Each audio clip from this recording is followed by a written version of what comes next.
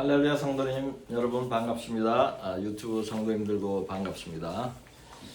저희 필라델피아 교회는 지난 몇 년 동안 가정에서 이렇게 예배를 드렸는데 7월이나 8월 중에는 저희가 다른 장소를 지금 준비하고 있습니다. 거기서 예배를 시작할 것 같아요. 그래서 우리 유튜브 성도님들 그 교회가 잘 준비되도록 기도 부탁드립니다. 오늘 하나님께서 주신 말씀 창세기 12장 1절에서 5절까지입니다. 창세기 12장 1절에서 5절까지 보겠습니다. 제가 봉독하겠습니다. 여호와께서 아브라함에게 이르시되 너는 너희 고향과 친척과 아버지의 집을 떠나 내가 네게 보여줄 땅으로 가라. 내가 너로 큰 민족을 이루고 네게 복을 주어 내 이름을 창대하게 하리니 너는 복이 될지라. 너를 축복하는 자에게는 내가 복을 내리고 너를 저주하는 자에게는 내가 저주하리니 땅의 모든 족속이 너로 말미암아 복을 얻을 것이라 하신지라. 이에 아브라함이 여호와의 말씀을 따라갔고 롯도 그와 함께 갔으며 아브라함이 하란을 떠날 때에 75세였더라. 아브라함이 그의 아내 사레와 조카 롯과 하란에서 모은 모든 소유와 얻은 사람들을 이끌고 가나안 땅으로 가려고 떠나서 마침내 가나안 땅에 들어갔더라. 아멘. 본문 말씀은 아브라함이 하나님의 지시를 받아 고향집을 떠나 가나안으로 갔다고 말씀합니다. 아브라함이 살던 곳인 갈대아 우르는 그 후에 바벨론이 되었고 지금은 이라크가 있는 곳입니다. 그러나 창세기의 다른 구절을 보면 아브라함의 아버지인 데라가 주도하여서 자손들을 데리고 가나안으로 출발한 것을 보여줍니다. 창세기 11장 31절을 보겠습니다. 데라가 그 아들 아브람과 하란의 아들인 그의 손자 롯과 그의 며느리 아브람의 아내 사레를 데리고 갈대아인의 우르를 떠나 가나안 땅으로 가고자 하더니 하란에 이르러 거기 거류하였으며. 아멘. 데라가 인도에서 갔다 그러죠. 그렇다면 아브라함이 하나님께 부름을 받기 전에 아버지 데라가 먼저 하나님의 음성을 들은 것이겠습니까? 그렇다면 데라도 가나안으로 들어갔어야 맞겠죠. 그러나 데라는 중간에 하란에 머무르는 동안 죽었습니다. 창세기 11장 32절 보겠습니다. 데라는 나이가 205세가 되어 하란에서 죽었더라. 아멘. 데라는 우상을 만들어 팔던 사람이었습니다. 그러던 그가 어떻게 가나안으로 가려고 결정을 했을지 궁금하죠. 창세기는 데라가 가나안으로 가족을 데리고 간 동기에 대한 말씀은 없습니다. 그러나 성경의 다른 구절을 보면 유추해 볼 수는 있습니다. 사도행전 7장 2절에서 4절까지를 보겠습니다. 스데반이 이르되 여러분 부형들이여 들으소서. 우리 조상 아브라함이 하란에 있기 전 메소보다미아에 있을 때에 영광의 하나님이 그에게 보여 이르시되 내 고향과 친척을 떠나 내가 네게 보일 땅으로 가라 하시니 아브라함이 갈대아 사람의 땅을 떠나 하란에 거하다가 그의 아버지가 죽음에 하나님이 그를 거기서 너희 지금 사는 이 땅으로 옮기셨느니라. 아멘.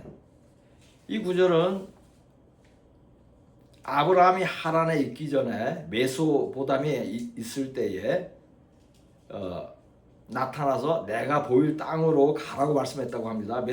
메소보다미아가 갈대아 우르예요. 그렇다면 데라가 가나안으로 가려고 했다는 말씀에 대한 궁금증이 풀릴 수 있죠. 데라는 아들 아브라함의 말을 듣고 그 말에 동의해서 가나안으로 출발한 것이에요. 데라가 가족을 인도할 집안의 최고 어른이므로 데라가 가나안으로 가고자 하였다고 이렇게 성경에 기록한 것입니다. 이해가 되십니까? 느헤미야 9장 7절도 동일하게 말씀합니다. 주는 하나님 여호와시라 옛적에 아브라함을 택하시고 갈대 우르에서 인도하여 내시고 아브라함이라는 이름을 주시고 아멘. 이 구절도 아브라함을 갈대 우르에서 인도하여 내셨다고 말씀합니다. 데라를 인도하여 냈다고 말씀하지 않습니다. 데라는 가족을 이끌고 가나안으로 가던 중 하란에서 한동안 살았습니다. 잠시 머무르는 것이 아니에요. 아마도 중간에 마음이 바뀌었을 수도 있습니다. 하란은 갈대아에서 약 1000km 정도 떨어진 곳이에요. 상업 도시로서 돈을 벌기 좋은 곳이에요. 아마도 데라는 예전에 우상을 팔아 돈을 벌던 생각이 나서 그곳에서 다시 정착해야겠다는 생각을 했을 가능성도 있습니다. 데라가 하란에서 죽은 사실과 아브라함이 그곳에서 재산을 모아 다시 가나안으로 간 것을 보는데 그곳에서 상당 기간 살고 다시 가나안으로 간 것입니다. 창세기 12장 5절을 보겠습니다. 아브라함이 그의 아내 사레와 조카 롯과 하란에서 모은 모든 소유와 얻은 사람들을 이끌고 가나안 땅으로 가려고 떠나서 마침내 가나안 땅에 들어갔더라. 아멘. 이 구절은 아브라함이 하란에서 모은 모든 소유와 얻은 사람을 이끌고 가나안으로 갔다고 합니다. 아버지 데라가 가나안으로 가는 것을 포기하고 하란에 거주하기로 결정을 하였을 때에 아브라함은 낙심이 되었을지 몰라요. 그러나 그것도 하나님의 섭리 안에서 아브라함에게 선하게 작용한 것입니다. 아브라함이 여행길에도 부족이 없고 또 가나안에 정착해도 또 충분할 정도의 재산을 그 하란에서 모으게 한 거예요. 처음부터 많은 재산을 가지고 온 것이 아닙니다. 아브라함은 하란을 떠날 때 75세로 이미 늙었습니다. 그럼에도 미래에 대한 불확실성과 미지에 대한 두려움에 매이지 않고 하나님 말씀에 순종하여서 본토 친척 아비 집을 떠나 걸어서 4개월이나 걸리는 가나안으로 간 것입니다. 보통의 사람들은 오래 살던 곳을 떠나기 싫어합니다. 그래서 인간의 본성이에요. 환경이 바뀌고 주변 사람들이 바뀌는 것이 불편하죠.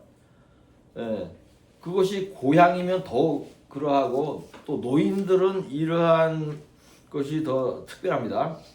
그러나 아브라함은 이 말씀에 순종하였어요. 본토 아비 집을 떠난 것이 아브라함의 순종의 시작이었어요. 믿음의 조상이 된 첫걸음이었습니다. 아브라함이 순종한 다른 사건을 하나 더 보겠습니다. 창세기 12장 6절에서 8절까지를 보겠습니다. 아브라함이 그 땅을 지나 세겜 땅 모래 상수리 나무에 이르니 그때에 가나안 사람이 그 땅에 거주하였더라. 여호와께서 아브라함에게 나타나 이르시되 내가 이 땅을 내 자손에게 주리라 하신지라. 자기에게 나타나신 여호와께 그가 그곳에서 제단을 쌓고 거기서 베델 동쪽 산으로 옮겨 장막을 치니 서쪽은 베델이요 동쪽은 아이라. 그가 그곳에서 여호와께 제단을 쌓고 여호와의 이름을 부르더니. 아멘. 아브라함이 가나안에 도착했을 때 여호와께서 나타나셨는데 그곳에다가 아브라함이 제단을 쌓습니다. 또한 베델 동쪽 산으로 가서 장막을 치며 그곳에서도 여호와의 이름을 부르며 예배를 드렸습니다. 여호와께서 나에게 제단을 쌓고 예배를 드리라고는 말씀은 하지는 않았어요. 대신에 이 땅을 내 자신에게 주신다는 언약의 말씀만 하였습니다. 그럼에도 불구하고 아브라함은 하나님의 약속의 말씀을 믿고 감사하는 마음으로 순종하는 마음으로 제사를 드린 것입니다. 다음은 아브라함이 할례 받는 것에 순종하는 것을 보겠습니다. 지금 아브라함이 순종하는 예들을 살펴보고 있습니다. 창세기 17장 10절과 17장 23절에서 27절까지를 보겠습니다. 너희 중 남자는 다 할례를 받으라. 이것이 나와 너희와 너희 후손 사이에 지킬 내 언약이니라. 아멘. 이에 아브라함이 하나님이 자기에게 말씀하신 대로 이날에 그 아들 이스마엘과 집에서 태어난 모든 자와 돈으로 산 모든 자 곧 아브라함의 집사람의 남자를 데려다가 그 포피를 베었으니 아브라함이 그의 포피를 벤 때는 99세였고 그의 아들 이스마엘이 그의 포피를 벤 때는 13세였더라. 그날에 아브라함과 그 아들 이스마엘이 할례를 받았고 그 집의 모든 남자 곧 집에서 태어난 자와 돈으로 이방 사람에게서 사온 자가 다 그와 함께 할례를 받았더라. 아멘. 아브라함은 99세라는 늙은 나이에 하나님의 말씀에 순종했습니다. 그리하여 할례를 받았습니다. 그의 아들 이스마엘과 집안의 모든 남자가 할례를 받게 했습니다. 이처럼 아브라함은 하나님의 모든 말씀에 온전히 순종하였습니다. 다음은 아브라함이 순종함으로써 최종적으로 테스트에 합격하고 그 순종이 완성되는 장면을 보겠습니다. 창세기 20장 1절에서 3절까지를 보겠습니다. 그 일 후에 하나님이 아브라함을 시험하시려고 그를 부르시되 아브라함아 하시니 그가 이르되 내가 여기 있나이다. 여호와께서 이르시되 내 아들 내 사랑하는 독자 이삭을 데리고 모리아 땅으로 가서 내가 네게 일러준 한 산 거기서 그를 번제로 드리라.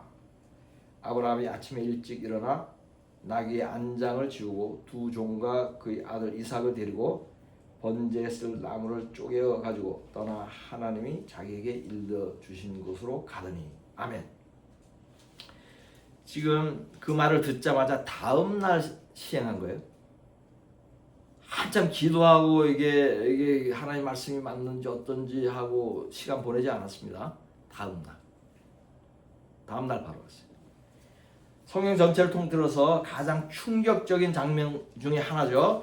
자식을 죽여 제사를 지내는 것은 이방신을 믿는 사람들이 하는 가장 끔찍한 제사입니다. 몰렉이나 그모스 신을 섬기면서 제사할 때 아이를 불에 태워 죽였어요. 이러한 동일한 제사를 하나님이 아브라함에게 명령한 것도 충격적이지만 이 명령을 순종하려고 아브라함의 태도는 더욱 충격적이죠. 아브라함은 이러한 하나님의 음성을 들었다면 자신이 잘못 들었을 것이라는 의문을 가질 만합니다. 번제는 불에 태워서 그 고기를 드리는 제사예요. 아브라함은 아들 이삭을 칼로 직접 죽여야 할 뿐더러 죽은 시체를 불에 태워야 합니다. 이런 일은 상상하기 어려운 일이고 두려운 일입니다. 그럼에도 불구하고 아브라함은 그렇게 하겠다고 대답을 하고 이삭을 데리고 불을 붙일 나무를 준비하여 모리아 산으로 갔습니다. 유럽의 한 철학자이며 신학자인 어떤 사람은 이 장면에 이 성경을 읽으면서 이 장면에 충격을 받아서 그 느낀 점을 글로 써서 책으로 출간했어요. 이 책은 하나님의 절대 주권과 그것을 인정하는 아브라함의 믿음을 얘기하는 것이에요. 그 충격을 통해서 이성과 윤리로 설명되지 않는 하나님의 섭리에 대하여도 이 책은 말합니다. 이러한 하나님을 두렵고 떨리는 마음으로 믿어야 한다고 말하고 있어요. 이 책에서. 그래서 이 책의 제목이 공포와 전율이에요. 두렵고 떨림을 한문으로 표현한 거죠. 빌립보서에 나오는 두렵고 떨림 그것이 제목이에요. 공포와 전율. 빌립보서에서 인용한 것인데 빌립보서 2장 12절을 보겠습니다. 그러므로 나의 사랑하는 자들아 너희가 나 있을 때뿐 아니라 더욱 지금 나 없을 때에도 항상 복종하여 두렵고 떨림으로 너희 구원을 이루라. 아멘. 공포와 전율. 이걸 다르게 해석하면 두려움과 떨림입니다. 즉 두렵고 떨림으로 하나님을 믿으라는 의미로 공포와 전율이라는 제목을 정한 것이에요. 하나님 이삭을 제사로 바치라는 말은 사람들에게 공포를 주고 떨리게 하는 것이라는 그런 부정적인 의미의 제목이 아닙니다. 그런 의미의 그 내용도 아니고 이 책의 저자 이름은 덴마크의 실존주의 철학자 키에르 케르고입니다. 지금도 사서 읽어볼 수 있습니다. 크리스천입니다. 계속하여 아브라함이 이삭을 어떻게 하는지 살펴보겠습니다. 창세기 22장 6절에서 8절까지를 보겠습니다. 아브라함이 이에 번제나무를 가져다가 그의 아들 이삭에게 지우고 자기는 불과 칼을 손에 들고 두 사람이 동행하더니 이삭이 그 아버지 아브라함에게 말하여 이르되 내 아버지여 하니 그가 이르되 내 아들아 내가 여기 있노라. 이삭이 이르되 불과 나무는 있거니와 번제할 어린 양은 어디 있나이까? 이삭이 뭔가 감을 좀 잡은 것 같아요. 아브라함이 이르되 내 아들아 번제할 어린 양은 하나님이 자기를 위하여 친히 준비하시리라 하고 두 사람이 함께 나아가서 아멘. 이삭은 아버지가 불과 나무를 가지고 가는데 제사 지낼 짐승이 없는 것을 보고 의아해서 물었죠. 그러자 아브라함은 하나님이 친히 준비하실 것이라고 대답했어요. 아브라함이 하나님이 양을 친히 준비할 것이라는 영감을 받아서 그렇게 말한 것인지 아니면 아들에게 적당히 둘러서 대답을 하려고 그렇게 한 것인지는 분명하지 않지만 어쨌든 결과적으로 아브라함이 한 말대로 되었죠. 창세기 22장 9절 10절을 보겠습니다. 하나님이 그에게 일러주신 곳에 이른지라 이에 아브라함이 그곳에 제단을 쌓고 나무를 버려놓고 그의 아들 이삭을 결박하여 제단 나무 위에 놓고 손을 내밀어 칼을 잡고 그 아들을 잡으려 하니 아멘. 여기서 충격적인 일을 하나 더 목격합니다. 그것은 아브라함이 칼을 들어서 죽이려고 하는 장면이 아니죠. 이 장면은 이미 이야기가 돼 있었죠. 독자들이 다 이해를 합니다. 여기서 충격적인 것은 이삭의 반응이에요. 이때 이삭의 나이는 적어도 10대 후반은 되었을 때입니다. 그렇다면 아버지가 자신을 죽이려는 것을 알아차렸잖아요. 결박을 할 때 알았겠죠. 그러면 늙은 아버지를 밀치고 도망칠 수 있었죠. 그런데 그렇게 하지 않았어요. 이삭조차도 기꺼이 죽을 준비가 돼 있었어요. 이삭은 아버지가 하는 대로 순순히 따랐습니다. 아버지의 뜻이라면 목숨을 잃을 각오도 한 것입니다. 이러한 이삭의 행동과 순종이 충격적이라는 것이에요. 실제로 이삭은 죽기 일보 직전이었어요. 칼까지 들었어요. 아브라함이. 그대로 치면은 죽는 거예요. 그러나 아브라함의 믿음을 보신 하나님이 칼을 내리치려는 순간 멈추게 했습니다. 그리고 아브라함이 아들에게 말한 대로 이루어졌습니다. 제사 지낼 양이 아브라함 바로 뒤에 준비되어 있었습니다. 창세기 22장 11절에서 13절까지를 보겠습니다. 여호와의 사자가 하늘에서부터 그를 불러 이르시되 아브라함아 아브라함아 하시는지라 아브라함이 이르되 내가 여기 있나이다 하며 사자가 이르시되 그 아이에게 내 손을 대지 말라 그에게 아무 일도 하지 말라 네가 내 아들 내 독자까지도 내게 아끼지 아니하였으니 내가 이제야 네가 하나님을 경외하는 줄을 아노라. 아브라함이 눈을 들어 살펴본 적 한 순양이 뒤에 있는데 뿔이 수풀에 걸려 있는지라 아브라함이 가서 그 순양을 가져다가 아들을 대신하여 번제로 드렸더라. 아멘. 살펴본 대로 아브라함은 하나님의 어려운 시험을 믿음으로 통과했습니다. 그래 하나님은 아브라함이 자신을 경외하는 줄로 인정하였습니다. 이 이야기에는 아브라함뿐만 아니라 그 아들 이삭의 순종과 믿음도 대단한 것을 보여줍니다. 아버지와 아들이 이렇게 함께 큰 믿음을 가진 것이 매우 인상적입니다. 이삭은 성경의 인물 중에서 복은 많이 받고 고난이 거의 없는 것으로 평가됩니다. 성경에 기록된 것이 없어요. 고난이. 실제로 이 사건 후로는 이삭이 고난을 별로 겪지 않았습니다. 이삭도 이 사건으로 하나님의 큰 시험을 통과한 것으로 간주된 것이에요. 그런 면이 있죠. 네. 그래서 그 후로는 평탄한 삶을 주시지 않았나 미루어 짐작이 됩니다. 사무엘상 15장 22절을 보겠습니다. 사무엘이 모리아 산에서 아브라함은 순양을 제사로 바쳤지만 이 사건은 순양을 바친 제사이기 전에 아버지와 아들이 함께 올려드린 아름다운 순종의 제사입니다. 하나님이 받으시는 것은 순양의 기름이 아니라 순종입니다. 사무엘상 15장 22절을 보겠습니다. 사무엘이 이르되 여호와께서 번제와 다른 제사를 그의 목소리를 청종하는 것을 좋아하심같이 좋아하시겠나이까? 순종이 제사보다 낫고 듣는 것이 순양의 기름보다 나으니 아멘. 하나님은 동물의 제사보다 순종을 원하고 의롭고 선한 삶의 제사를 원합니다. 이사야 1장 11절에서 13절까지를 보겠습니다. 여호와께서 말씀하시되 너희 무수한 재물이 내게 무엇이 유익하뇨?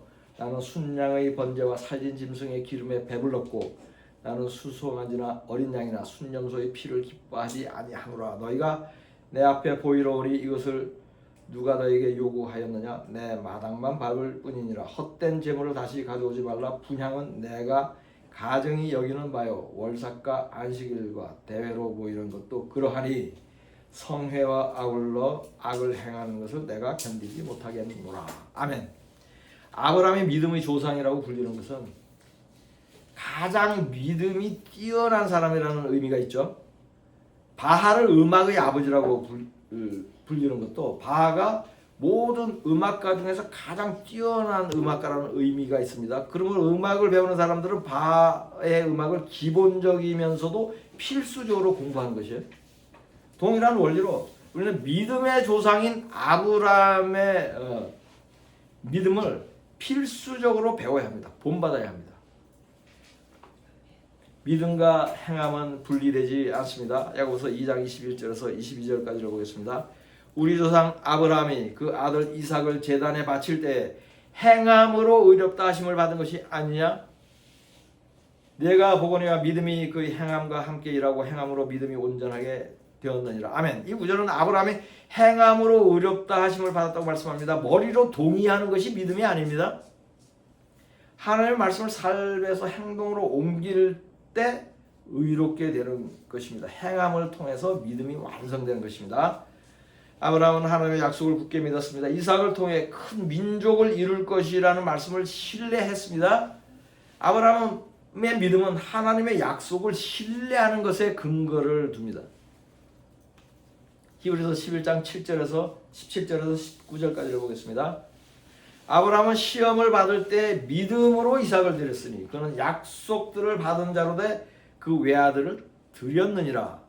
그에게 이미 말씀하시기를 내 자손이라 칭할 자는 이삭으로 말미암으리라 하셨으니 그가 하나님이 능히 이삭을 죽은 자 가운데서 다시 살리실 줄로 생각한지라. 비유컨대 그를 죽은 자 가운데서 도로 받은 것이니라. 아멘. 아브라함은 자신이 이삭을 죽여 번제로 바쳐도 하나님이 다시 살리실 것을 믿었습니다. 부활을 믿는 것이에요.